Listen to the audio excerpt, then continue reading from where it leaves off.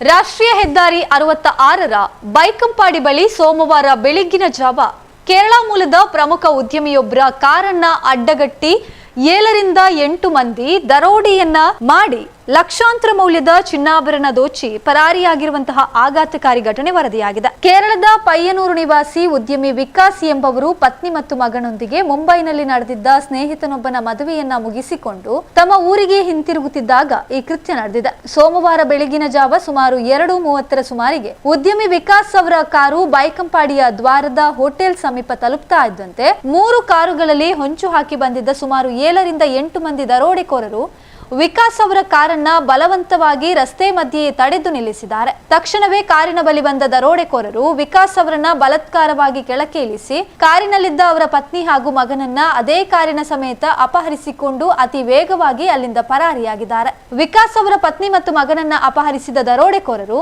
ಅವರನ್ನ ಪನಂಬೂರು ಬೀಚ್ ರಸ್ತೆಯ ನಿರ್ಜನ ಪ್ರದೇಶದ ಬಳಿ ಕರೆದೊಯ್ದಿದ್ದಾರೆ. ಅಲ್ಲಿ ತಾಯಿ ಮತ್ತು ಮಗ ಇಬ್ಬರನ್ನ ಹೆದರಿಸಿ ಅವರ ಬಳಿ ಇದ್ದ ಚಿನ್ನಾಭರಣ ಹಾಗೂ ಇನ್ನಿತರ ಬೆಲೆ ಬಾಳುವ ವಸ್ತುಗಳನ್ನ ಲೂಟಿ ಮಾಡಿದ್ದಾರೆ. ಬಳಿಕ ಅವರಿಬ್ರು ನಡು ರಸ್ತೆಯಲ್ಲೇ ಬಿಟ್ಟು ಉದ್ಯಮಿಯ ಕಾರಿನೊಂದಿಗೆ ದರೋಡೆಕೋರರ ತಂಡ ಪರಾರಿಯಾಗಿದೆ.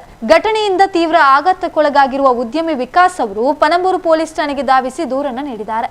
ದೂರಿನ ಅನ್ವೇಷಣೆಯಲ್ಲಿ ಪನಂಬೂರು ಪೊಲೀಸರು ಪ್ರಕರಣ ದಾಖಲಿಸಿಕೊಂಡಿದ್ದು ಸಿಸಿಟಿವಿ ದೃಶ್ಯಾವಳಿಗಳ ಆಧಾರದ ಮೇಲೆ ದರೋಡೆಕೋರರ ಪತ್ತೆಗಾಗಿ ವಿಶೇಷ ತಂಡಗಳನ್ನು ರಚಿಸಿ ಮುಂದಿನ ತನಿಖೆಯನ್ನ ಕೈಗೊಂಡಿದ್ದಾರೆ.